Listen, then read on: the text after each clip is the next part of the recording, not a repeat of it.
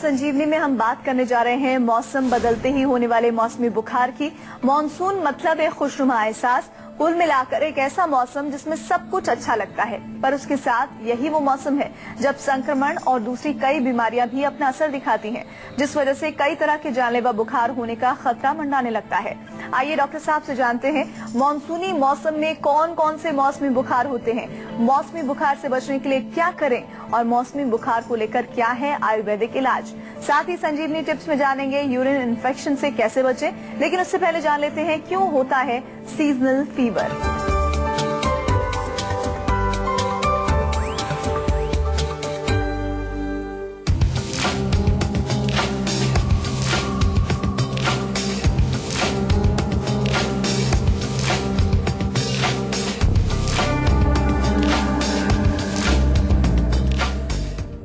बुखार की बात आए तो हमारा ध्यान सीधे शरीर के बढ़े हुए तापमान पर जाता है। डॉक्टर साहब से जानते हैं कि बदलते मौसम के साथ हमें क्यों हो जाता है बुखार। डॉक्टर साहब, ये अमूमन ट्रेंड है, डॉक्टर्स भी कहते हैं वेदर चेंज होता है तो आप अपनी सेहत का ख्याल रखें, तो मौसम बदलते हुए बुखार का आना क्यों स्वाभाविक है क्या? नहीं, स्वाभाविक नहीं है। खास तौर से उन लोगों को ज्यादा होता है जिनकी इम्यूनिटी कमजोर होती है। आयुर्वेदिक भाषा में कहें तो जो ओजस है हमारे शरीर में, जो ओज शक्ति है, अगर वो क्षीण होगी, कमजोर होगी, तो आपको ज्यादा चांसेस हैं बुखार आने के। ऑफ कोर्स मौसम जब बदलता है तो अनेक प्रकार के वायरस, बैक्टीरिया उसमें जो है होते हैं, वो भी सक्रिय होते हैं मौसम के बदलाव के कारण। लेकिन यदि आपका इम्यून सिस्टम स्ट्रांग रहेगा तो आपको प्रॉब्लम्स नहीं आएंगी। हम आयुर्वेदिक भाषा में कहें तो जो हमारे दोष हैं, वात पित्त कफ, यदि वो बैलेंस हैं, समअवस्था में है वो, तो आपको रोग नहीं आएगा। लेकिन जब विषमता आती है, पित्त बढ़ जाए या आपको कफ की वृद्धि हो जाए, तो उसके कारण आपको फिर ये मौसमी बुखार या जो सीजनल चेंज में जो आपको प्रॉब्लम्स आती हैं वो आने लगती हैं। और तीसरा एक और बहुत अहम कारण आयुर्वेद में जिसको हम मानते हैं कि यदि आपके शरीर में टॉक्सिन्स ऑलरेडी मौजूद हैं, ऑलरेडी आपके शरीर में जगह जगह पर कुछ न कुछ ऐसे तत्व मौजूद हैं जो कि अनवांटेड हैं, यानी कि हमारे शरीर में उनकी आवश्यकता नहीं है, तो आप ज्यादा जो है ऐसे समय पर बीमार होते हैं जबकि एक चेंज हो रहा होता है। हमारे यहाँ लिखा हुआ है कि चेंज ऑफ सीजन में जनरली हमारा जो शरीर है सर्दी से गर्मी की तरफ जा रहा है या गर्मी से सर्दी की तरफ, तो उस दौरान एक ट्रांजिशनल पीरियड चल रहा है और उस चेंज में हमारे शरीर में एक रोगों से लड़ने की शक्ति थोड़े कुछ समय के लिए कमजोर पड़ जाती है, तो इसलिए ये बुखार वगैरह उस समय ज्यादा घेर लेते। डॉक्टर साहब, इस बारे में हम विस्तार से बातचीत करेंगे। एक दर्शक है हमारे साथ, उनका नाम है स्वाति। स्वाति, बताइए क्या जानना चाहती हैं? हाँ जी मैम, मैं स्वाति बात कर रही हूँ मेरठ उत्तर प्रदेश से। जी। मैं सर से ये जानकारी लेना चाहती थी कि सर मैं मुझे ठंड से बहुत एलर्जी होती है। जैसे भी मैं ठंडा पानी पी लूँ या कुछ भी ठंडा खा लूँ तो मेरी नाक बहनी स्टार्ट हो जाती है एकदम से और छींकें बहुत ज्यादा आती है। जी, और देखिए, हाँ जी, ये जो प्रॉब्लम होती है इसका मतलब ये है कि जो आपका नाक, गला और खास तौर से अगर फेफड़ों में भी प्रॉब्लम जाती है तो ये कमजोर है, यानी कि इसकी शक्ति आपको थोड़ी बढ़ानी पड़ेगी। बहुत सारे लोगों को ये प्रॉब्लम होती है और बच्चों में तो आमतौर पर देखने को मिलती है प्रॉब्लम, लेकिन बड़ी अवस्था में, एल्डर एज में भी ये प्रॉब्लम रह जाती है यदि हम अपने जो इम्यूनिटी पावर को, अपने रोगों से लड़ने की जो शक्ति या अपने पर्टिकुलर ऑर्गन को यदि मजबूत ना करें, तो उसके लिए क्या करना होगा आपको? आयुर्वेद में बहुत अच्छा एक फार्मूला है, च्यवनप्राश उसको बोलते हैं। 1 बड़ा चम्मच च्यवनप्राश रोज आप खाइए। सौंठ का चूर्ण भी आपको बहुत फायदा करेगा। सौंठ का चूर्ण आधा चम्मच सुबह, आधा चम्मच शाम को शहद में मिला करके आप ले लीजिए। और इसके अतिरिक्त जो है चेस्ट में और नाक के ऊपर, गले में थोड़ा मालिश करने से भी आपको फर्क पड़ेगा। मालिश हमारे यहाँ पर एक बहुत अच्छा एक उपचार है। मालिश करने से खून की जो है वहाँ वृद्धि होती है, खून का सर्कुलेशन बनता है, मांसपेशियां हमारी मजबूत होती हैं, टॉक्सिन्स वहाँ के बाहर निकल जाते हैं। बहुत सारे फायदे हैं मालिश के। नर्वस सिस्टम भी नरिश होता है उससे, तो मालिश भी आपको करनी चाहिए। और रोग पुराना है तो आयुर्वेद में दवाइयाँ बहुत अच्छी दवाइयाँ हैं, बहुत बढ़िया दवाइयाँ अच्छा काम करती हैं, बिल्कुल ठीक हो सकते हैं आप। कोई टेंशन की बात नहीं, कोई चिंता की बात नहीं है। आयुर्वेदिक उपचार में जो लोग आते हैं और सीरियसली, सिंसियरली जो आयुर्वेदिक उपचार करते हैं, उनको डेफिनेटली फायदा होगा। स्लो या टाइम कई बार लग जाता है, लेकिन आराम जरूर आएगा। डॉक्टर साहब, इन दिनों मौसमी जो बुखार का सीजन है वो जी, चल रहा है। जी। ऐसे में समझना बहुत जरूरी है कि कौन कौन से मौसमी बुखार होते हैं जो इस दौरान आक्रमण कर सकते हैं किसी भी व्यक्ति पर। आमतौर पर डॉक्टर के पास जाएंगे तो जब लक्षण होते हैं बुखार के तो कहेंगे आपको वायरल हो गया। तो वायरल जो है वो क्यों होता है कि एक विशेष प्रकार का वायरस जो है वो इस सीजन में हमारे इर्द गिर्द मौजूद रहता है, इस मौसम में वो पैदा हो जाता है, रिवाइव हो जाता है। तो वायरल फीवर सबसे ज्यादा कॉमन जो है वायरल फीवर ही होता है। लेकिन मच्छरों की वजह से मलेरिया बुखार भी होता है, या भोजन दूषित आपने खाया, पानी गंदा संदा आपने पिया, टाइफाइड भी आपको हो सकता है, उसमें भी बुखार होता है। या मच्छरों का एक और विशेष बुखार चलता है सीजन में जो कि डेंगू जिसको बोलते हैं, वो भी एक विशेष प्रकार का बुखार है। आयुर्वेद में विषम ज्वर के नाम से अनेक प्रकार के ज्वर वहाँ पर वर्णित हैं, तो हम इसको आयुर्वेद में विषम ज्वर के अंडर ही इसको लेते हैं। लेकिन क्योंकि आज मॉडर्न साइंस ने काफी चीजों की स्टडीज की है, काफी चीजों को पढ़ा है, उसका ज्ञान भी हमें समझ में आना चाहिए और उसको समझ करके चिकित्सा हमें करनी चाहिए। तो आयुर्वेद में जो ज्ञान है और आधुनिक जो मॉडर्न साइंस ने जो रिसर्च की है, दोनों को मिला करके हम चिकित्सा यदि करें तो उससे बहुत अच्छा लाभ मिलता है। समझना जरूरी होता है। कई बार रोग को समझने के लिए हमें आधुनिक जो जांच के जो यंत्र हैं उनका प्रयोग भी करना पड़ता है। आजकल बहुत सारी जांच है, अल्ट्रासाउंड है, एक्सरे मशीन है, एमआरआई है, आपका सीटी स्कैन है, रक्त की कई प्रकार की जांच है, खून से जांच होती है, पता चलता है कि कौन सा बैक्टीरिया, कौन सा वायरस इसमें आ गया है। तो उन जांच को भी पकड़ना चाहिए। ऐसा नहीं कि केवल एक विषम ज्वर हम मान लें और विषम ज्वर को लेकर के चलें, लेकिन अगर उसके आगे हम स्पेसिफिकेशन में पहुंचें और माइन्यूट लेवल तक हम ये डायग्नोज कर सकें कि कौन सा बुखार है ये, तो उसका उपचार फिर ज्यादा अच्छी तरह से हम कर पाते हैं। और साथ ही एक और बात हम आपको बताना चाहते हैं, बुखार कोई रोग नहीं है बल्कि शरीर में हो रही कई प्रकार की गड़बड़ियों का सूचक है। ऐसे में डॉक्टर साहब से ये भी जानना बहुत जरूरी है कि कौन कौन से लक्षण हैं जिन्हें पहचानकर मौसमी बुखार से बचा जा सकता है। डॉक्टर साहब, एक बहुत अहम बात मैं यहाँ आपसे समझना चाहती हूँ, चूंकि मैं चाहती हूँ कि दर्शक भी ये बेहतर तरीके से, बारीक तरीके से समझे।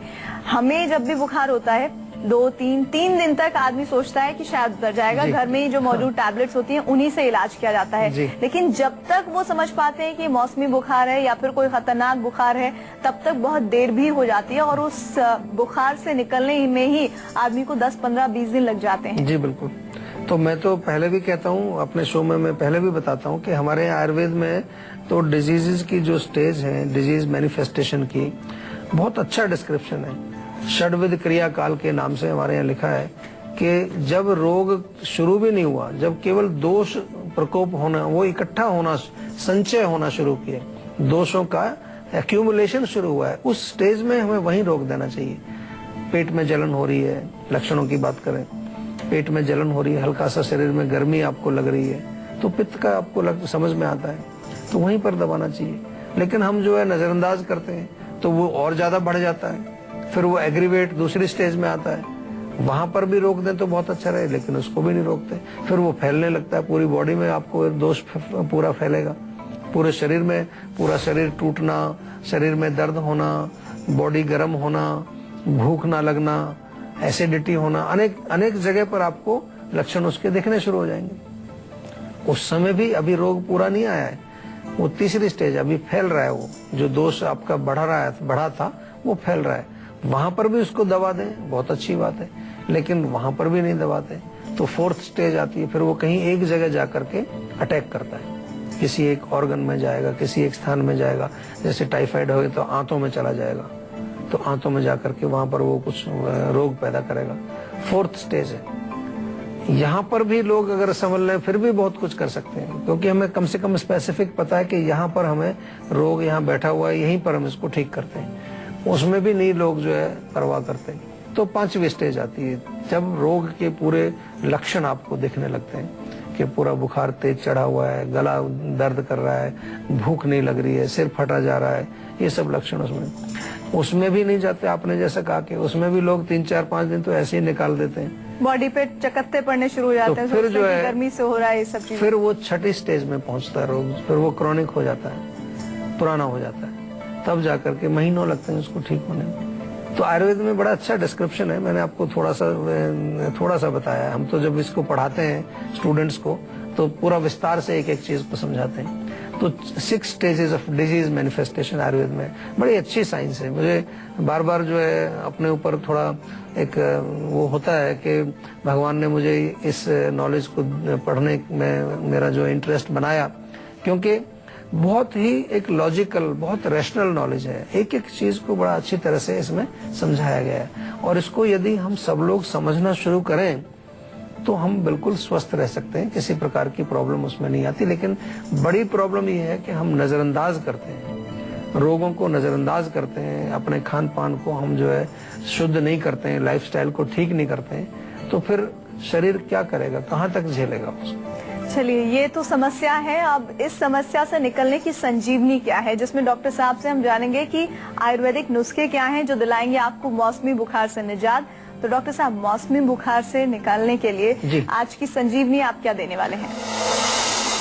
बहुत सारी चीजें घर में हैं जिसको कि हम कह सकते हैं। जैसे आजकल आप जाते हैं डॉक्टर के पास तो वो आपको दवाइयां देते हैं, कोई एंटीबायोटिक देंगे, एंटीवायरल, जो भी दवाइयां देंगे।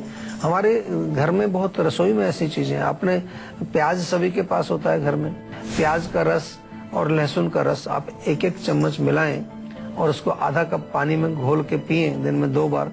तो प्याज और लहसुन में गुण हैं जो कि हमारे शरीर में जो फायदा भी करते हैं और काफी सारे ऐसे कीटाणुओं को वो नष्ट करते हैं। नीम के पत्ते बहुत अच्छे होते हैं, नीम में तो एंटीवायरल, एंटीबैक्टीरियल सब प्रकार के गुण हैं। 5-6 पत्ते नीम के आप पीस करके आधा कप पानी में घोल के पी जाइए दिन में 2 बार, उससे आपको बहुत फर्क पड़ेगा। तुलसी के पत्ते बहुत अच्छा काम करते हैं, 5-6 पत्ते तुलसी के पीस करके शहद में मिला के आप चाट लीजिए या पानी में घोल के उनको पी जाइए, बहुत अच्छा। गला अगर दुख रहा है, हल्का सा गर्म पानी करें या थोड़ा मेथी के दाने उबाल करके गर्म पानी उससे गरारे आप करें, उससे बहुत फर्क पड़ेगा।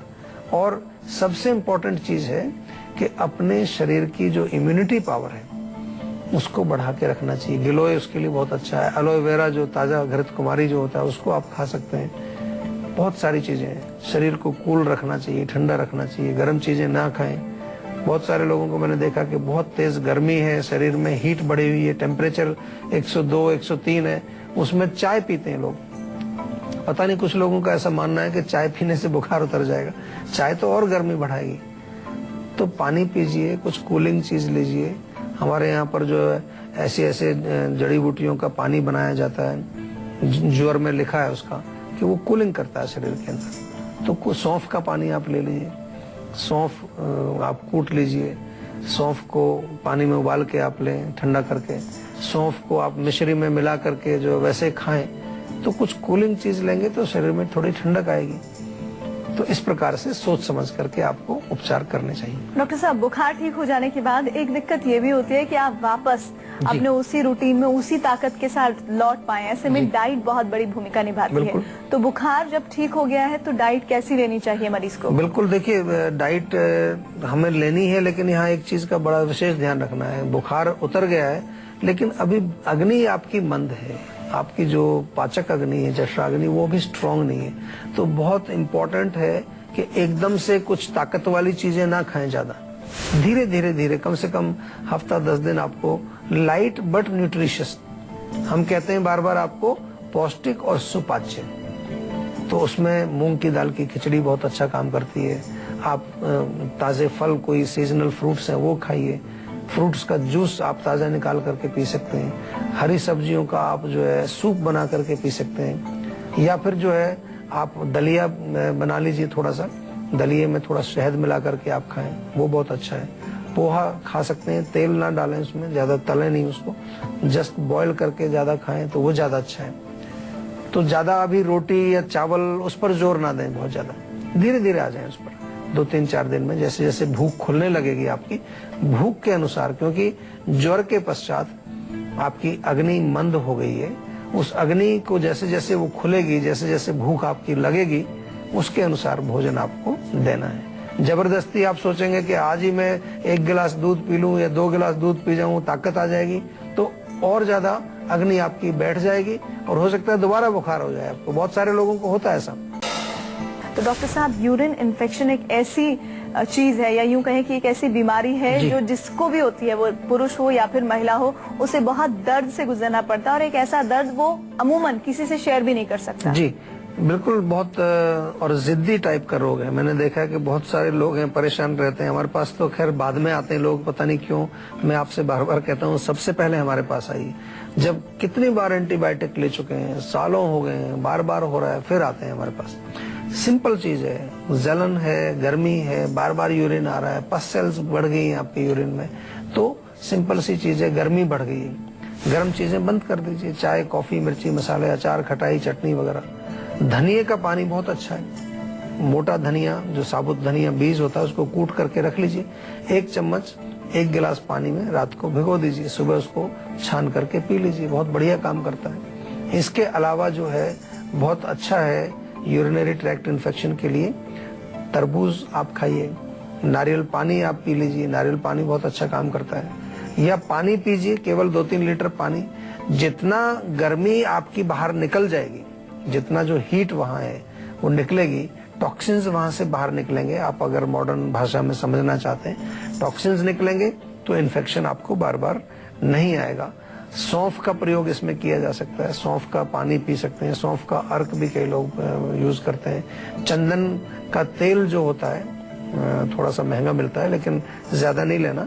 चंदन का तेल 1 बूंद आप आधा कप में मिला के, पानी में मिला के पिए, तो उससे बहुत फर्क पड़ता है। और जहाँ तक दवाइयों की बात है, आयुर्वेद में तो बहुत अच्छे उपचार हैं, क्योंकि हम रूट कॉज को ठीक करते हैं, यानी कि पित्त का इलाज इसमें मुख्य रूप से किया जाता है, जिसके कारण वहां पर इन्फ्लेमेशन या इन्फेक्शन होता है।